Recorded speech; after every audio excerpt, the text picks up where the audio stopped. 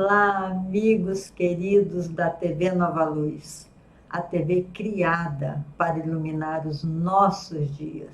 Nós já somos 110 mil inscritos, meus irmãos. Precisamos viralizar a mensagem de Jesus. Por isso eu peço a vocês, compartilhem o programa, qualquer programa da TV Nova Luz, não só o programa do Ser, do Destino e da Dor, de Leon Denis, mas todos os outros programas da nossa rede, para que a gente possa levar a mais pessoas o conteúdo dessa doutrina renovadora, essa doutrina maravilhosa. Seguindo os conselhos do nosso irmão Éden, que nos sugeriu que iniciássemos os nossos trabalhos com uma prece, até porque toda reunião de estudos no sentido do bem, de estudos evangélicos, são reuniões de tratamento, reuniões de cura. Então, você pode colocar a sua água, eu coloco aqui, está ali atrás da minha garrafa, pode colocar a sua água e vamos orar, pedir a Jesus por nós todos, por essa linda família espírita, por essa linda família, trabalhadores voluntários da TV Nova Luz, os câmaras, os editores, os trabalhadores. É tão lindo o nosso trabalho que eu quero compartilhar com vocês a alegria de participar desse trabalho. Então vamos colocar a nossa água e dizer: querido Jesus, abençoe o nosso projeto, Senhor, o nosso projeto de divulgar os teus ensinamentos através desses mentores maravilhosos, especialmente o nosso querido Leon Denis, que tem nos acompanhado a todos aqueles que no Brasil e no mundo desejam divulgar os seus ensinamentos, Senhor. Ajuda-nos, envolva-nos na sua paz, abençoe a nossa água, permita que do laboratório do mundo invisível possa descer o medicamento que todos nós necessitamos. Muito obrigado, Jesus, e que assim seja. Então, está aí, Éden, o seu pedido. Vou fazer realmente uma prece antes de iniciar. Eu já faço antes, na hora de preparar os estudos, eu já faço prece, porque a gente não pode trabalhar sozinho, né? Nós precisamos uns dos outros.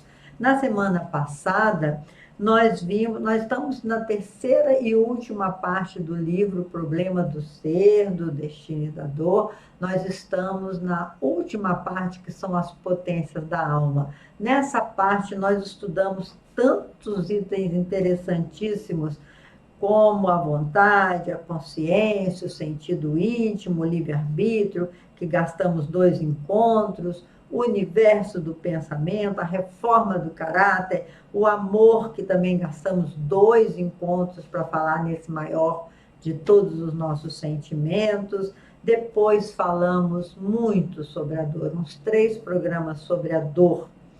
E no último, na semana passada, nós terminamos o programa com as lições de Abigail. Abigail, aquele amor, né, aquela parceira de amor de Paulo de Tarso no livro Paulo e Estevão, né? Que, aliás, eles ficaram juntos muito pouco tempo por conta dos desafios daquela existência, mas sabemos que estão ligados vida fora pelas vibrações de amor que souberam construir entre eles. E no livro nós lembramos as lições de Abigail, que Abigail perdoou de tudo que ele fez contra o seu próprio irmão, que o seu irmão Estevão foi apedrejado, lembramos tudo isso. E aí Abigail falou, depois que encontrou Paulo em desespero de ter sido rejeitado pelo seu próprio pai, né? Que o seu pai pediu que ele escolhesse entre o filho do carpinteiro e ele, essas coisas que pai erra por ignorância, né? Todos nós que somos pais nunca acertamos totalmente, porque somos ainda imperfeitos. Mas, enfim, aí Abigail traz aquelas 4 lições que nós falamos na semana passada, que foi perdoar, amar, trabalhar e esperar. Esperar no sentido de esperançar. Lembramos que esse verbo foi usado e que define muito bem o trabalho que se quer alcançar. Esperançar é uma forma de agir em direção àquilo que nós desejamos, né? Então, esperançar passa a ser uma força que nos torna resilientes. Tudo isso falamos na semana passada. Hoje falaremos da profissão de fé no século XX. É o último capítulo do livro O Ser, o Problema do Ser, do Destino e da Dor. O último capítulo, que Leon Denis faz um resumo de tudo que ele falou durante todo o seu livro, mas é um resumão, porque depois desse capítulo nós vamos continuar estudando, porque hoje esse nosso encontro, hashtag 40, né, de 2 de novembro, hoje é dia dos chamados mortos, né, chamado porque ninguém morre, mas é um dia, esse dia de finados, foi, só lembrando, fazendo um parêntese, né, foi criado no século II para comemorar os mortos, o que eles chamavam de mortos, que estavam à espera da ressurreição, do julgamento final, aquela história toda, e todo mundo ia para os cemitérios onde eles estavam enterrados para homenagear os seus mortos. Então, nós, depois do dia 2 de novembro, nós vamos até o final de dezembro, todas as segundas-feiras, às 21 horas, estaremos juntos no YouTube. Mesmo quem não quiser entrar no chat, porque muitos dos nossos irmãos acompanham os nossos estudos, ou vendo, ou assistindo de manhã, ou assistindo à tarde, ou assistindo à noite, ou assistindo de madrugada. Que coisa maravilhosa, meus irmãos, é essa internet, né? Que mundo cheio de progresso nós estamos vivenciando. Imagina 10 anos para frente, como será esse mundo, né? Coisa maravilhosa. Mas, enfim, nós vamos falar, então, dessa conclusão de Denis. É o seu último capítulo do livro, que ele intitulou Profissão de Fé no século XX. O primeiro princípio do conhecimento, diz Denis, é a ideia do ser. O que é esse ser? Né? Ele diz assim, o que é dizer eu sou? E aí ele lembra também Descartes, René Descartes, filósofo, físico e matemático francês do século XVII. Descartes fala assim, eu posso duvidar de tudo. Eu posso duvidar que eu estou falando aqui via internet. Eu posso duvidar que essa fisionomia que eu estou vendo não é minha, que eu tenho uma outra fisionomia. Eu posso duvidar das cores. Eu posso duvidar de tudo. Só não posso duvidar de que eu estou duvidando. Eu não posso duvidar da minha dúvida. Então, Descartes faz aquela célebre frase, né? Cogito ergo sum, que quer dizer penso, logo eu existo. Nós não podemos duvidar da nossa própria existência, a não ser que a gente esteja com alguma obsessão, assim que nós estejamos em delírio, mas nós não podemos duvidar que nós existimos. Então, tudo começa aí, como diz Denis, eu sou. Só que ele diz o seguinte, o eu sou, essa afirmação é indiscutível, mas como a vida é progresso, como nós estamos sempre evoluindo, o eu sou agora não é o mesmo eu sou da parte da manhã. A vida vai acelerada, cheia de mudanças. Então, Denis fala assim, precisa de uma ação individual. Esse eu sou precisa ser eu sou e quero ser cada vez mais e melhor, porque é a lei do progresso. Então, dizer assim, eu sou assim mesmo, eu não mudo nunca. Tem gente que fala isso, né? Eu sou assim mesmo, eu não mudo nunca. É ignorância a gente dizer isso, né? Porque todos os dias nós estamos mudando. Ninguém ainda é, como diz Hermínio Miranda. Eu adoro essa frase de Hermínio. Hermínio diz assim: eu não sou Hermínio Miranda, eu estou Hermínio Miranda. Porque o eu sou ainda está em construção. Esse eu sou, a alma indivisível, imortal, essa sim pode dizer eu sou. Mas a gente não sabe nem de que elemento material ela é feita, a gente não sabe nada dessa alma imortal. Essa alma imortal está em evolução, porque nós somos criados simples e ignorantes, mas com potencial do amor e da sabedoria. Ninguém consegue colocar ponto final no nosso pensamento. Não somos donos do pensamento do outro. Cada individualidade é única. É nesse sentido que nós podemos dizer eu sou e quero ser cada vez mais e melhor para desfrutar de toda a herança do nosso Pai Celestial. Então, diz Denis, o ser em seu eu consciente, a alma é a única unidade viva e indivisível e indestrutível de substância simples que só existe em nós mesmos. Olha que conteúdo maravilhoso nós sabermos que somos uma individualidade única, indivisível, indestrutível. Essa individualidade recebeu do fluido cósmico universal uma porção. Esse fluido cósmico universal, ou matéria elementar primitiva, como diz os espíritos, que é formadora de tudo que existe no universo sob a vontade de Deus, que gerencia esse fluido cósmico universal. Então, ele retirou uma porção desse fluido, construiu para cada um de nós um corpo espiritual, que também não pode ser emprestado. Ele vai sendo burilado através das existências. Em cada existência, nós amealhamos conhecimento para esse corpo espiritual ou perispírito, como chamaram os imortais.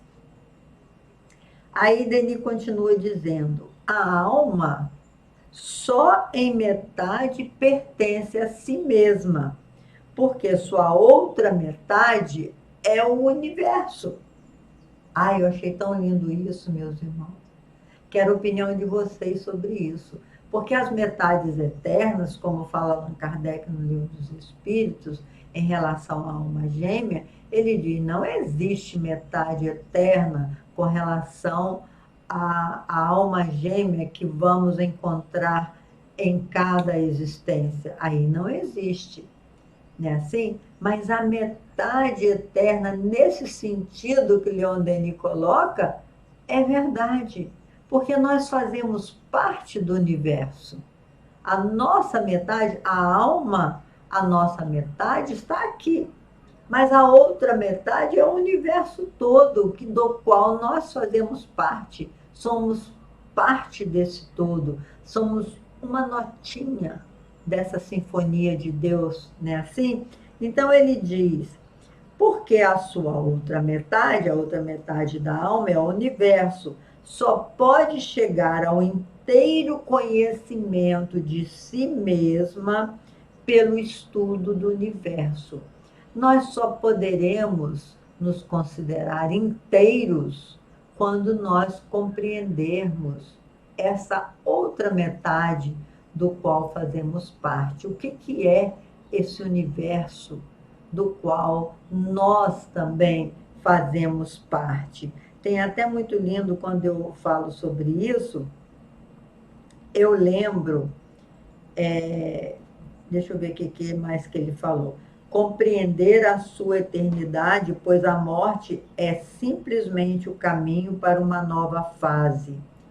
É isso mesmo que Denis fala. Nós, ao morrermos, porque ninguém morre, nós somos imortais, a gente vai caminhando para uma nova fase, ou seja, vamos progredindo paulativamente até compreendermos a grandeza do nosso Pai, até compreendermos o que seja o universo.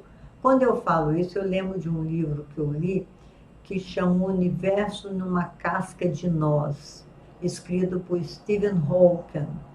Gente, ele escreveu também uma breve história no tempo, tentando colocar uma linguagem acessível ao nosso parco entendimento, né, ao nosso tamanho evolutivo. Mas esse no universo numa casca de nós, ele diz assim, eu não duvido da existência de um criador, né, de uma causa primeira, eu não duvido. Eu só queria entender a lógica desse criador, porque o universo é tão cheio de desafios, de movimentos, de mundos, de estrelas, de cometas. Nós fazemos parte de uma coisa tão grandiosa, né, de bilhões e bilhões de estrelas, não se sabe nem o que tem dentro desses buracos negros que atrai todo mundo lá para dentro. Quem for chegando mais perto vai sendo atraído por esses buracos negros, e existem várias teorias a respeito desses buracos negros do universo. Então a gente entende quando um grande físico como Stephen Hawking diz assim, eu queria entender a lógica de Deus, porque hoje nós já entendemos muita coisa com a ajuda dos espíritos, que nós não somos centro de universo coisa nenhuma, que existe múltiplas moradas, né? A gente sabe de tanta coisa. Aí Denis diz assim, a busca de Deus, nós buscarmos o nosso Pai Celestial, buscarmos entender pelas suas manifestações, é uma grande caminhada humana para um nível de consciência um pouco maior. Diz Denis, veja quem tem olhos de ver. Que nós somos filhos dessa criatura grandiosa, que Jesus é que nos autorizou a sermos chamados de filho, quando ele falou, meu Pai que está nos céus, ele nos aproximou do seu Pai, quando ele disse que todos nós somos irmãos e temos apenas um Pai, e esse Pai é esse Criador, essa coisa imensa. Então, quando a gente começa a buscar este caminho de, através da natureza, através do outro, né? Tem até um texto do Chaplin que eu acho lindo também, que ele diz assim, quando eu olho a lua, eu vejo a beleza de Deus. Quando eu olho o sol, eu vejo a grandeza de Deus. E quando eu me olho no espelho, eu vejo a obra-prima da criação divina, o ser humano. Que lindo, meus irmãos. Vitor Hugo também fala isso sobre nós mesmos. Ele diz assim, há algo mais espetacular do que o céu, do que o mar, né? Há algo mais espetacular do que o mar, o céu. Há algo mais espetacular do que o céu, o âmago da alma humana, ou seja, nós.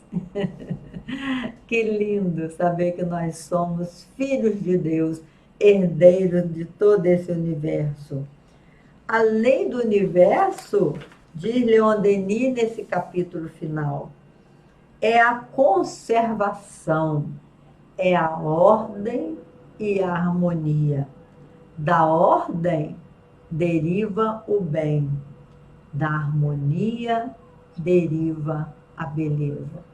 Como é um poeta esse Leon Denis, cada vez a gente se apaixona mais pela sua escrita, né? Então ele diz, vou repetir isso que eu copiei, que é o quinto item que ele coloca: a lei do universo é a conservação, é a ordem e a harmonia. Da ordem deriva o bem, da harmonia deriva a beleza.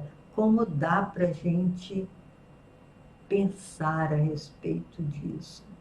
De nós compreendermos a ordem divina, a ordem que existe em tudo que nos rodeia.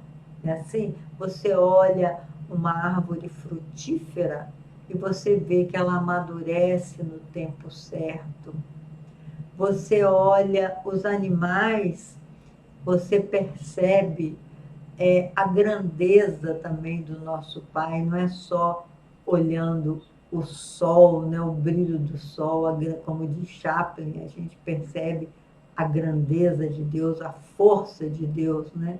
Uma criatura como o sol que nos ilumina milênios, ilumina tantos planetas que giram em torno dele. Imagina quantos sóis disseminados universo afora.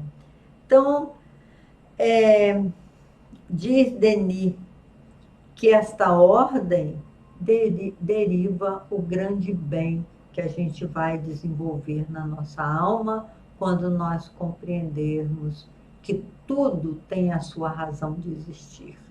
Tudo é importante nesse universo. Nós estamos todos interligados com a natureza, com os animais, com os minerais, com as plantas. Nós estamos todos interligados, quer queiramos ou não, que somos feitos do mesmo fluido inicial, do fluido cósmico universal.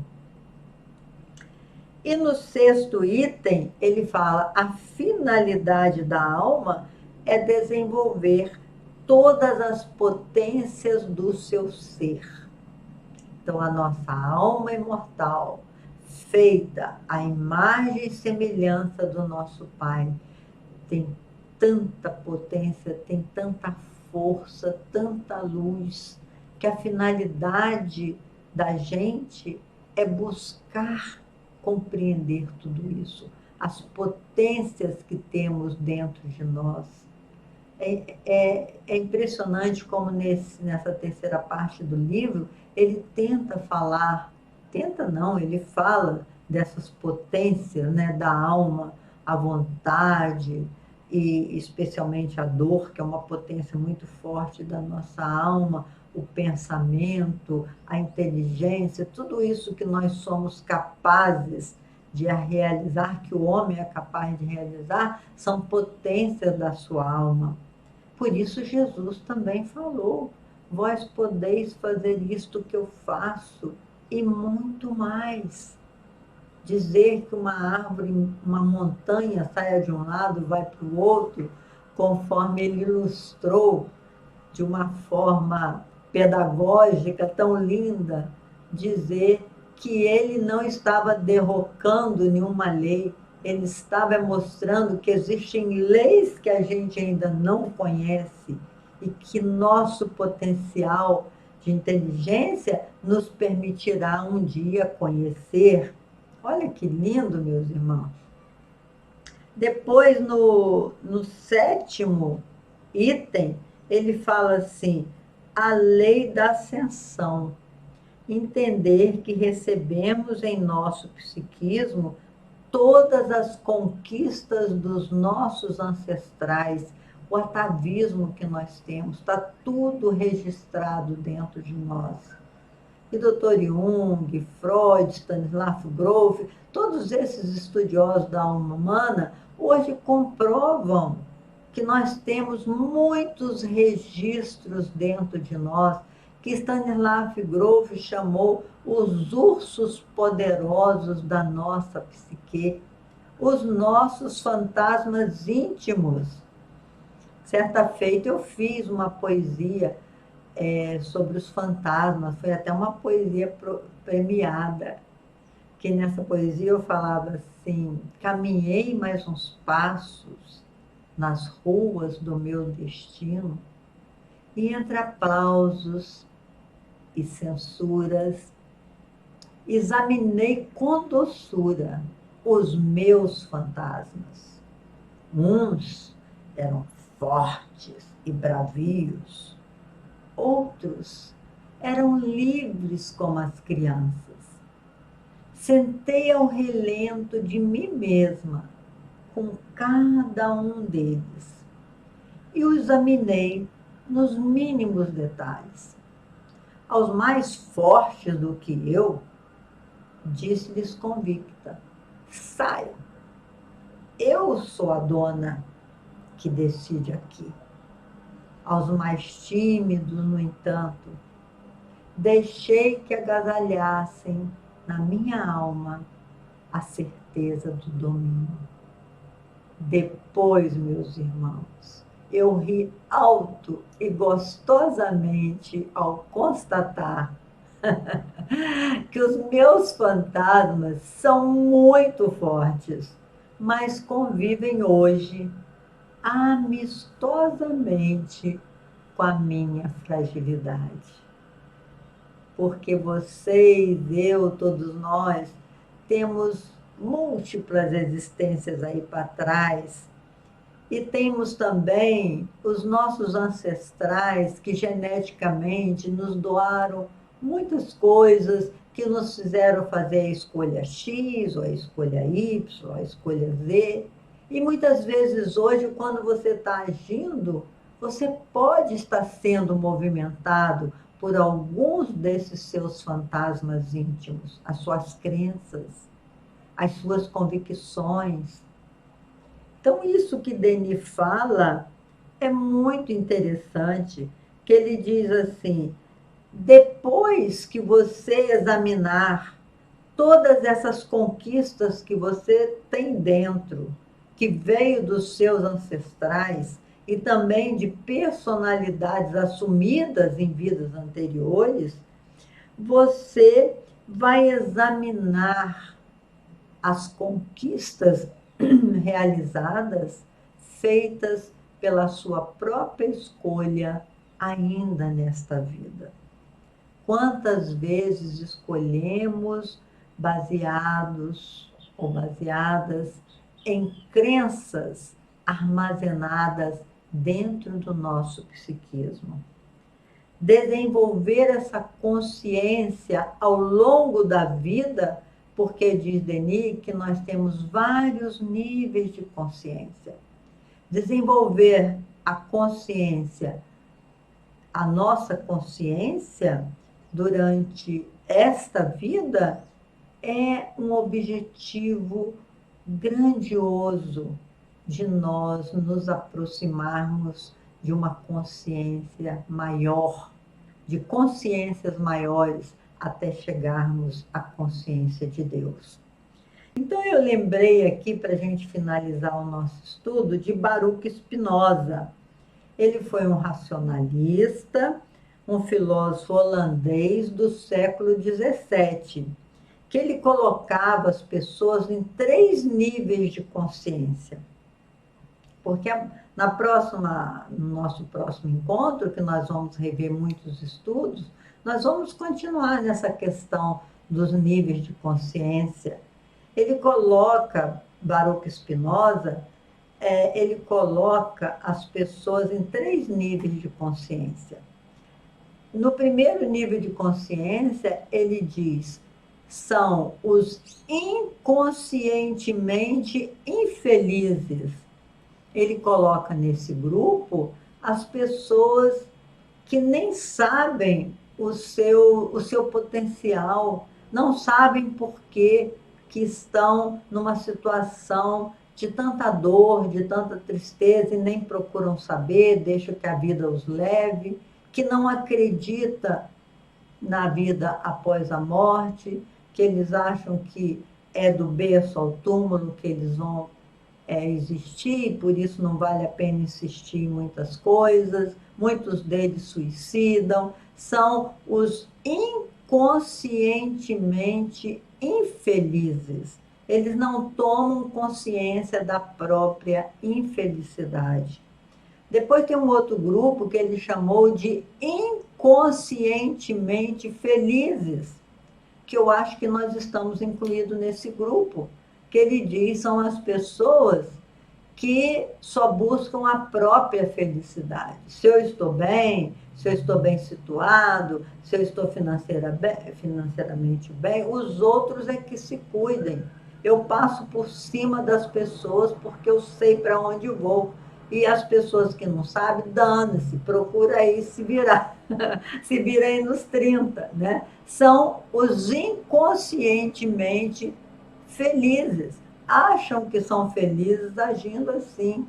Não se sentem fazendo parte dessa grande comunidade chamada humanidade terrena, né? Eles são inconscientemente felizes, porque não tomaram consciência do seu próprio existir e da própria razão da vida, da totalidade dessa razão.